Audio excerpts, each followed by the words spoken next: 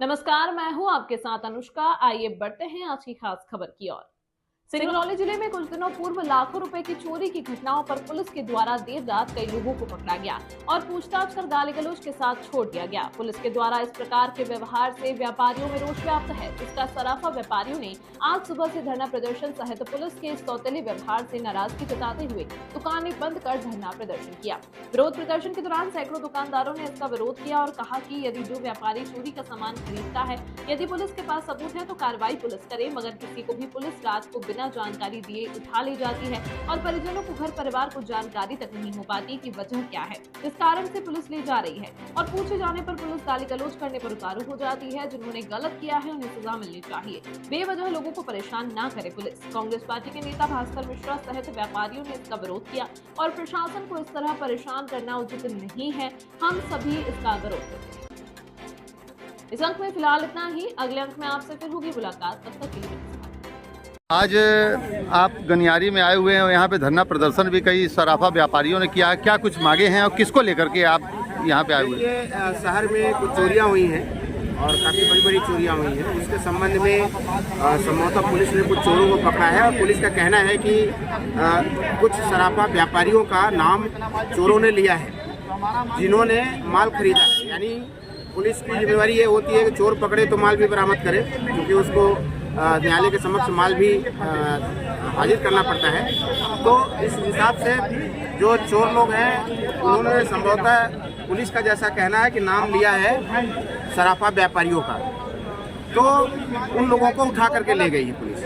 पर इन लोगों का कहना, जो सराफा व्यापारी है, उनका ये कहना है कि ठीक है, जो चोर पकड़ा, जो जिसने चोरी की है, आप निश्चित रूप से उसको पकड़ो। जो चोरी का सामान खरीदा है उसको निश्चित रूप से पकड़ो, लेकिन तीसरा और चौथे व्यक्ति को धीरे धीरे कई सराफा व्यापारियों को जो है इन लोगों ने लिस्ट दिया है माल बरामद करने के लिए कि आप माल वापस करो।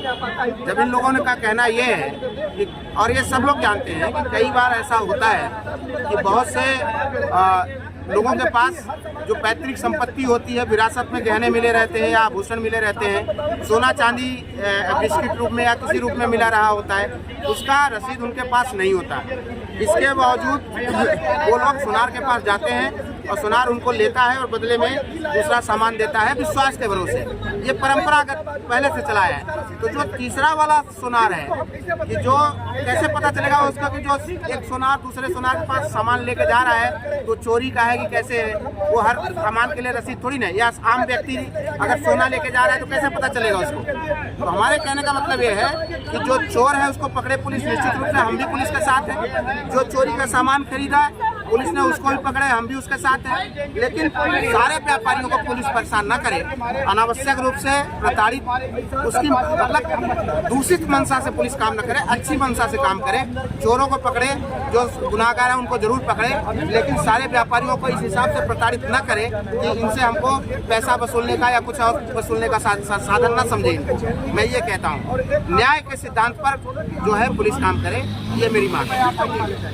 सराफा व्यापारियों के द्वारा जो है तो हड़ताल किया जा रहा है, दुकानें बंद हैं, क्या मामला है, क्या कुछ कहना चाहेंगे? देखिए, निश्चित तौर पर जिस प्रकार से सराफा व्यापारियों के ऊपर अत्याचार और लगातार जो 2 दिन से अभी घटनाक्रम देख रहे हैं कि पुलिस प्रशासन के द्वारा जबरन घर में घुसकर मारपीट करना, सामान को जब्ती करना, ये निश्चित ही बहुत ही निंदनीय है और ये बहुत ही घृणित कार्य है। ये काम ब्रिटिश सरकार में ब्रिटिशों द्वारा भारतीयों को साथ किया जाता था, लेकिन आज ये स्थिति, आज भारत में, लोकतांत्रिक भारत में ऐसा हो रहा है, ये गलत है। मैं आपको बताना चाहूँगा, स्वर्णकार समाज हरदम से परंपरागत तरीके से सोना की खरीदी और बिक्री का काम करता है। वो आज से नहीं, बहुत पहले से करता आ रहा है, लेकिन जिस तरह से नियमों का धज्जिया यहाँ पे उड़ाया गया वो बहुत ही पीड़ादायक है। मैं आपको बता दूं, भारतीय साक्ष्य अधिनियम जो 2023 का भी नया साक्ष्य अधिनियम आया है, उसमें साफ ही स्पष्ट लिखा हुआ है कि आप किसी घर में अगर तलाशी करते हैं, आप किसी घर में अगर आप जब्ती करते हैं, तो आपको उसका डिजिटल रिकॉर्डिंग 2 गवाहों के समक्ष करना पड़ेगा। लेकिन इस चीज़ का प्रावधान का उन्होंने कोई भी हवाला नहीं दिया है। दूसरी बात मैं आपको बताना चाहूँगा कि जिस सुरेश सोनी जी को गिरफ्तार किया गया, उनके मेमोरेंडम कथन के अनुसार जो और भी व्यापारियों को टारगेट किया जा रहा है, मैं मान रहा हूँ वो सोना लोग खरीदे होंगे, जो भी होगा, अगर उनके मेमोरेंडम के तहत अगर उनके ऊपर कार्रवाई की जा रही है तो सुरेश सोनी जी के ऊपर पूर्व में कोई भी आपराधिक रिकॉर्ड नहीं है। इससे हमारे स्वर्णकार बंधु ये समझ सके कि इस व्यक्ति से हमको व्यापार नहीं करना है। जब पूर्व में कोई आपराधिक रिकॉर्ड है नहीं तो हम सब लोग व्यापार कर रहे हैं और सुधारों काम ही है एक व्यापारी से खरीदना, एक व्यापारी से बेचना। लेकिन इस तरह से अत्याचार और जिस प्रकार कुटाराघात यहाँ पे किया जा रहा है निश्चित तौर पर निंदनीय है। स्वर्णकार समाज आज सड़क पर है और बहुत ही जल्द मैं आपसे निवेदन करूंगा प्रशासन से कि इस पर कार्रवाई करें और जो भी कार्रवाई हो रही है उसको तत्काल यहाँ पे रोका जाए, अन्यथा ये जो जन समूह खड़ा है ये और भी उग्र हो सकता है और ये भी आगे कार्रवाई